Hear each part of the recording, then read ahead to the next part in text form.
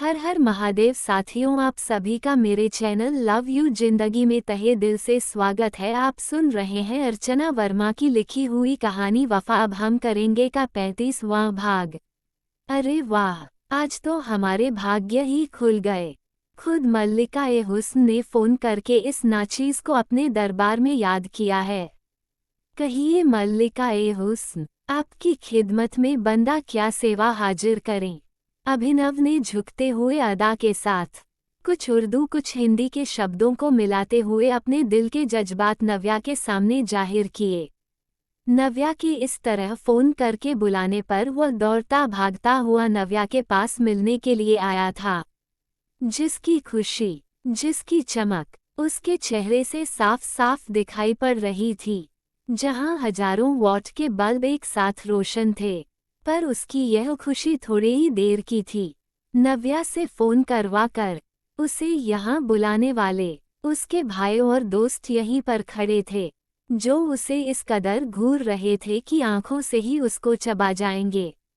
साले साहब, इतनी भी क्या जल्दी है?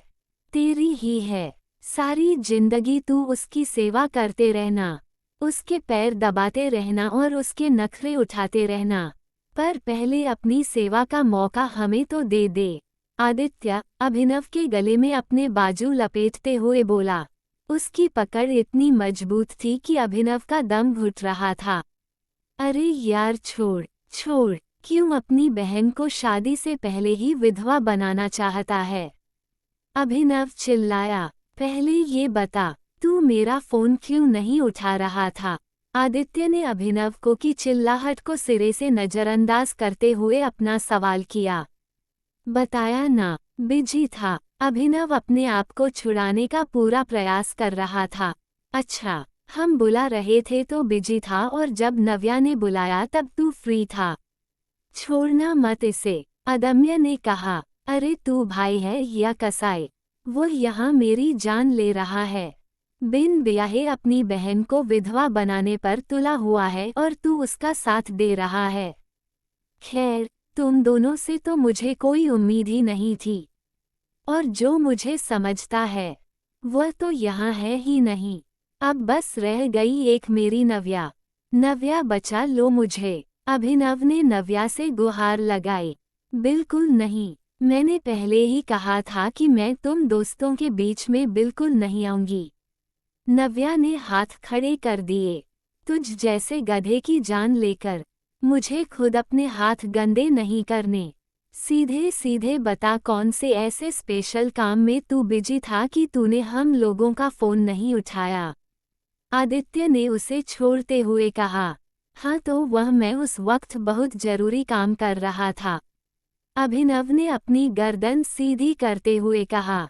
वही तो हम भी पूछ रहे हैं, ऐसा कौन सा जरूरी काम कर रहा था कि तूने हमसे बात करना भी जरूरी नहीं समझा? अदम्य ने कहा। वह मैं एडमिट कार्ड लेने गया था ऑफिस में। अब तो समझ जाओ यार, ऑफिस में था, कैसे तुम लोगों का फोन उठाता? अभिनव ने डरते हुए अपनी मजबूरी बताई, क्योंकि आदित्य और अदम्य बड़े खतरनाक तेवरों से उसे घूर रहे थे। हाँ, तुझ अकेले को मार कर क्या फायदा? मार खाने का काम उसने किया था, जिसने ये सड़ा हुआ प्लान बनाया था। कहाँ है रणविजय? आदित्य ने अभिनव से पूछा। लगता है कि कल ससुर जी ने अच्छी खासी खातिरदारी कर दी है तुम्हारी।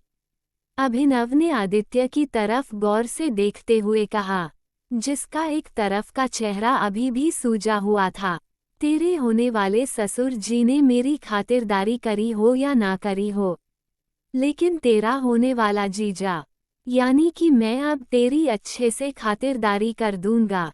एक तो कल ऐसा उल्टा प्लान बनाकर तुम दोनों निकल गए और मुझे फंसा दिया, और ऊपर से आज भी गायब हो। बता कहाँ है रणविजय? सुबह से फोन लगा रहा हूँ, फोन भी नहीं उठा रहा। आदित्य ने कहा। मुझे क्या पता, उसने मुझे केवल एडमिट कार्ड लाने के लिए कहा था, बस लाकर उसे दे दिया और उसके बाद वह कहाँ निकला मुझे नहीं पता। अभिनव मासूमियत से बोला। ये बता, अकेले ही निकला है या और भी कोई साथ में है? अदम्य ने पूछा। अकेले क्यों जाएगा? अकेले तो बचा हुआ है बस तू। बाकी हम तीनों को तो अपनी अपनी बटरमलाई मिल ही चुकी है। वो अपने बेटा हाफ के साथ ही निकला है। उन दोनों का एडमिट कार्ड मैंने उसे दे दिया। अभिनव ने कहा। चल ठीक है, उससे तो हम बाद में बात करते हैं। पहले तू हमारा एडमिट कार्ड निकाल। आदित्य ने उसके आगे हाथ बढ़ाया। तेरा एडमिट कार्ड तो मैं लाया ही नहीं। अभिनव अपना सर खुजाते हुए बोला। क्यों, ऑफिस वालों ने नहीं दिया क्या? अदम्य ने पूछा। नहीं नहीं, रणविजय ने मुझसे सिर्फ अपना और ईशानी का एडमिट कार्ड लाने के लिए कहा था, तो मैंने उसका और ईशानी का एडमिट कार्ड लाकर उसके हाथों में रख दिया। उसने मुझे तुम सब का एडमिट कार्ड लेने के लिए नहीं कहा था। अभिनव ने कहा। अरे ओ ट्यूबलाइट, तुझसे एक एक आदमी का एडमिट कार्ड लेने के लिए अलग से कहा जाएगा। खैर छोड़, ये बता अपना लिया है कि नहीं? आदित्य अपना सर पकड़कर बोला। वह तो मैं भूल ही गया। अभिनव आराम से बोला। क्या तू अब तक कर क्या रहा था? अरे यार, कल से पेपर है। कॉलेज वाले एग्जामिनेशन हॉल में एंट्री ही नहीं लेने देंगे। अदम्य ने कहा। तो चल अब ले लेते हैं। अभिनव ने कहा। कब? एग्जामिनेशन खत्म होने के बाद। लाइन देखी है, अभी जाकर अगर लाइन में लगे ना तो अपना नंबर आते आते हमारे सारे पेपर खत्म हो जाएंगे। आदित्य ने गुस्से में उसकी तरफ देखते हुए कहा। आदित्य की बात सुनकर अभिनव ने अपने दांत दिखा दिए, जिस पर आदित्य का खून और खोल उठा। नव्या, क्या सोचकर तूने इस ट्यूबलाइट को पसंद किया है?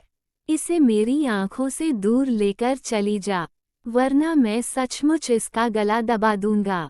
आदित्य गुस्से में बोला। शांति रखो भाई, शांति। मैं तुम लोगों का एडमिट कार्ड लेकर आती हूँ, चलो मेरे साथ। आदित्य की बात सुनकर नव्या ने अभिनव को कॉलर से पकड़कर खींचते हुए अपने साथ लेकर चल दी। क्या खूब जोड़ी है। अच्छा है भाई, अभी से ही तेरे ये हाल है। अभी से ही तेरी बहन और इसकी होने वाली पत्नी ने इसे बलि का बकरा बनाया हुआ है। भगवान जाने आगे क्या हाल होगा।